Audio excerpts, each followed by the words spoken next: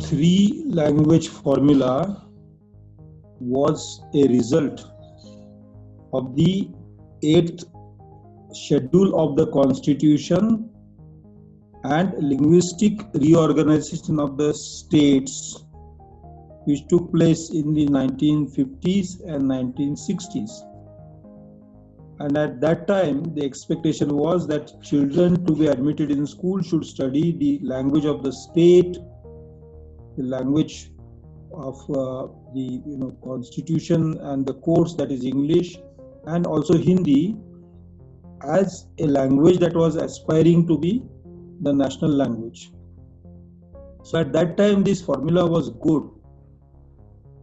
But 60 years later, we have a lot of interstate migration. Nearly 35% of Indians migrate or keep migrating for protecting their livelihoods outside their state. As a result of migrations, most cities whose population is about 20 lakhs have now become multilingual cities. That is, in a typical classroom, there are not children speaking just the language of this state, but language of many states, and including states which are very far from the state where they are. The result is that in no class there is a substantial majority of children speaking any one given language. In the case of nearly 50% schools, this is the situation. Whereas for the remaining 50% schools, the situation is that there are children more or less speaking one and the same language. So 50% children have gone to those schools and studied those languages with a fair degree of cohesiveness of a classroom, linguistic cohesiveness in a given classroom. But for the remaining 50% schools, that linguistic cohesiveness is a thing of the past. I think, therefore, it is much more realistic and effective to think of cities about 20 lakh population as multilingual cities, and rather than thinking of a given language as medium of instruction, it would be much better to have innovative methods of teaching by which the same education can be given through many languages. It is not just practical, but it has been practiced in some states in India like Orissa and in Chhattisgarh. It is not more expensive, but it is less expensive because the cost of the school dropouts that the nation pays in the long run is far higher, because when there are than the cost that of investing in multilingual schools, because when children drop out, their employment chances go down. When the employment chances go down, the state, that means the central government, has to commit more on social justice sector. So those costs are costs emerging from inadequate education. Therefore, to think of not three language formula, but to think of multilingual education is a better choice.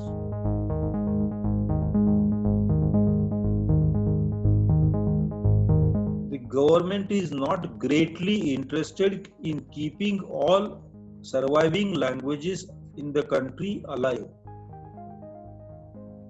because in the census exercise, as against 1383 languages identified by people as their mother tongues, the languages admitted by the government as languages were only 121. So close to about 1250 mother tongues were denied the very existence. They were out of the registry. They were not disclosed as languages which are alive. If that is the attitude of the government, then it would be anybody's guess if the government is likely to open schools in all those mother tongues.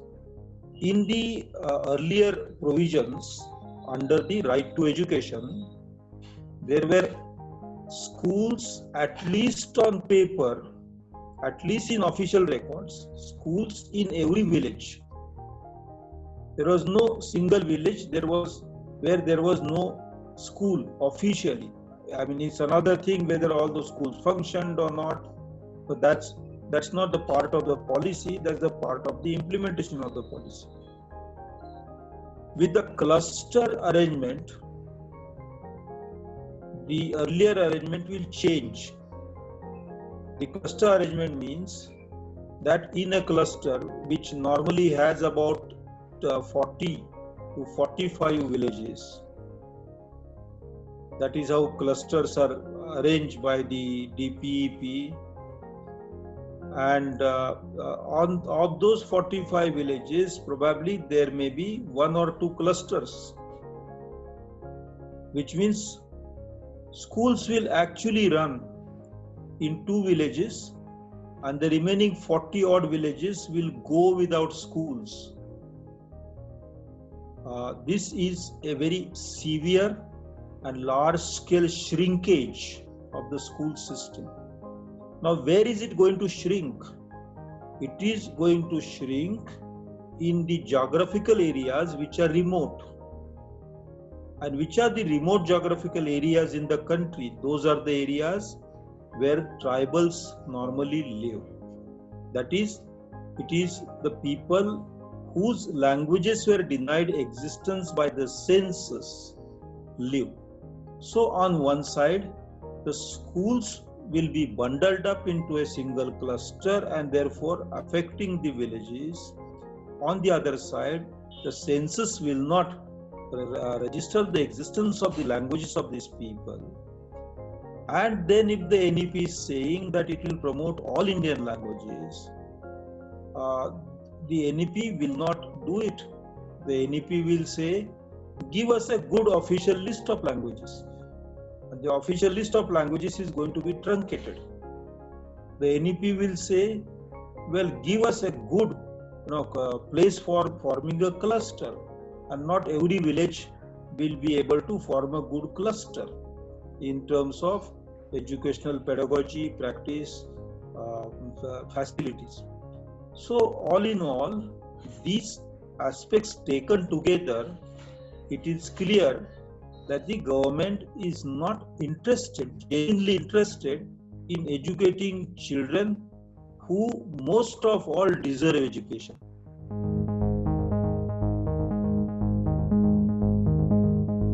See, this policy suffers from a very big flaw, and that is where it should aggregate, it segregates, and where it should segregate, it aggregates. For the lowest level of education, it should segregate and spread out. It should have not just village level schools in every village, but also mobile schools for the nomadic people. It should have workplace schools for the migratory laborers. It should have evening schools for people who are earning wages. It should have midday schools for women. All kinds of very flexible schooling system, online, offline, in situ, ex situ, is necessary. But there they are trying to aggregate. Whereas at the highest end, that is the higher education and research level, they are segregating. That is, the University Grants Commission is kind of being torn apart, and they are forming one vertical for accreditation, another vertical for funds, third for managing the legal side of education. Five different or six different verticals will mess up the higher education because the situation will become chaotic. So where it should aggregate, it segregates. Where it should segregate, it aggregates. It is looking at the primary school as the recruiting ground for the RSS shakhas. It has said in so many words that there will be activity in the school premises for which the school should keep some space reserved, which is the activity like the shakha activity. It is then asking children to celebrate certain heroes in the past at the exclusion of certain other heroes. For instance, nowhere does it mention the names of tribal heroes. Nowhere does it mention the names of Buddhist thinkers, Jain thinkers, Lingayat thinkers, Sufi thinkers. Nowhere does it include names of atheists in the Sanskrit tradition. So it is articulate on aggregated, centralized cultural tradition, a single cultural tradition which is coming from the Hindu Sanatan view. This policy very clearly mentions that it wants to bring the ancient eternal wisdom or view of life to the foreground in the new education, and it wants to have the education policy entirely guru centric. It is a teacher centric policy. Nowhere in the world education policies are centered around teachers. They are centered around knowledge or learning or the learners. In some cases, as in the socialist countries, they are centered around the needs of the society in terms of how many engineers you need, how many doctors you need, how many lawyers you need, how many farmers you need.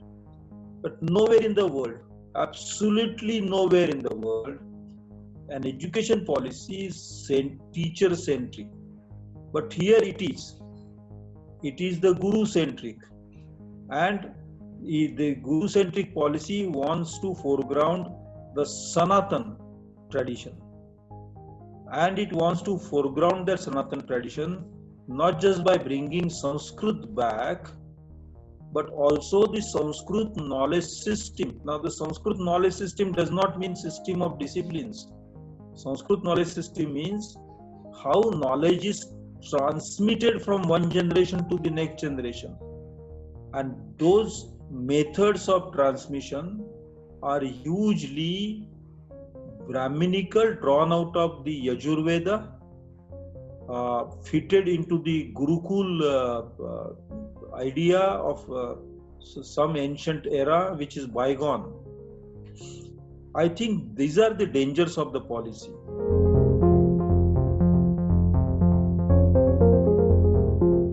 I am not surprised, not at all surprised. You see, the ecological disaster that we are facing has not been a concern for this government. They have brought in now regulations legitimizing the exploitation of natural resources and loosening, relaxing the various scrutinies which existed, at least on paper, existed in as far as the ecological clearance is concerned when the industrial activity or mining activity is taken up. There is a strong fishermen's agitation building up on the coastal line of India, because the seas are economically, not just ecologically, but also economically devastated for the poor people. Similarly, all the floods and the cyclones have been affecting the poorer more than the rich, but they have not affected the government's thinking on ecology. And this government in its economics is very clearly close to some very rich industrialists rather than close to the people of the country. And hence, ecology is the last consideration for this government. Let me add that ecology is not the only neglected part of this education policy. There is also the study of the Constitution. In many states, the textbooks are already changed or being changed to reduce the content related to the Constitution. Similarly, there is not much about women's rights. This policy is entirely silent. Nowhere does it say that it will promote equality of women as its article of faith. So gender, ecology, and constitutional morality, all these three have been weak areas in this policy.